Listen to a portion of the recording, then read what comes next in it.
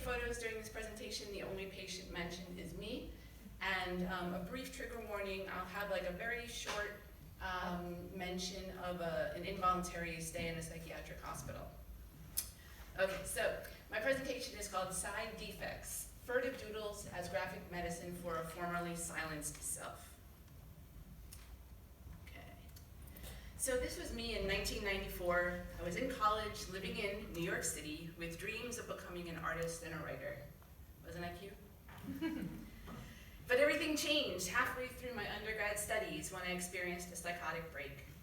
I was hospitalized against my will, placed in 4-point restraints, injected with Haldol, and sent home 10 days later, completely confused, with a diagnosis of bipolar 1. But I also left the hospital with a series of warnings, like, take your medicine every day for the rest of your life, because you're going to need it to control your illness. And if your mood becomes elevated, it might lead to another psychosis.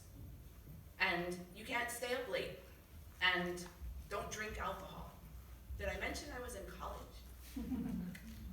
So over time, these warnings turned into beliefs, like, I will always be sick. Like, stability over everything else should be my #1 priority. Like, happiness is dangerous. And that mental illness is something to be ashamed of. And perhaps most damaging, creative work, one of the few things that made me feel at ease, will inevitably lead to mania. Therefore, I could not be an artist. I just needed a stable job to afford insurance, to afford therapy, to complain about my stable job.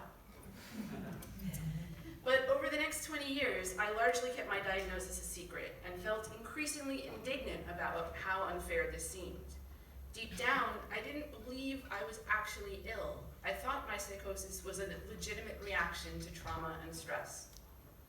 Nevertheless, I dutifully followed my doctor's recommendations, struggling for years to create a sustainable life, combination of medicines, therapy, and underwhelming employment to keep my symptoms in check. And so I lived in fear of relapse and hospitalization. There would be 5 of them. And because of stigma, I didn't speak up when coworkers sort of joked about someone being crazy or off her meds. But in the margins of my notebooks, I waged a silent protest, drawing cartoons mocking my worst doctors and the outrageous side effects of the medicines that are supposed to help, like one medicine that could cause either weight gain or weight loss.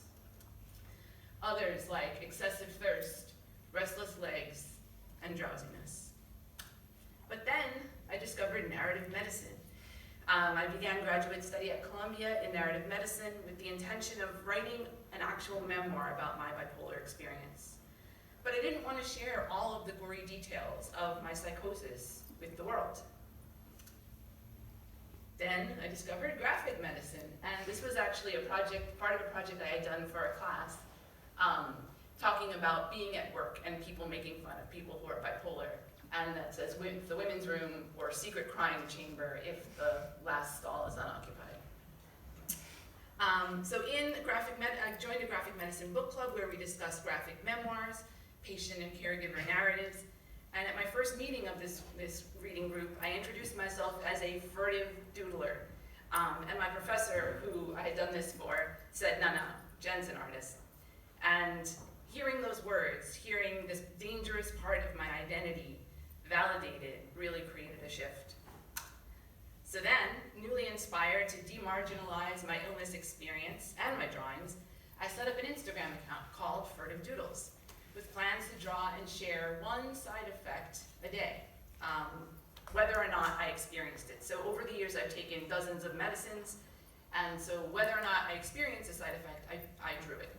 There were over 400 I could choose from. I ended up drawing 200 over the course of a half a year. And when I first used the hashtag bipolar, it was my coming out, like a public declaration of my once shameful secret and means of reclaiming my voice.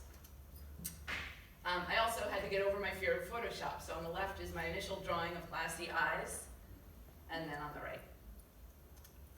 Some other examples, black stool.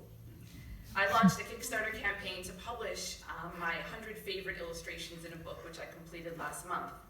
People who had known me for years were shocked to find out that I had a mental illness. And I was perhaps more shocked to find out that they couldn't tell. This is kidney stones. They're saying, dude, we should totally go to Taco Bell. Dude. My book, Side Defects, embraces the dark humor and antidepressants that cause suicidal thoughts and antipsychotics that induce hallucinations.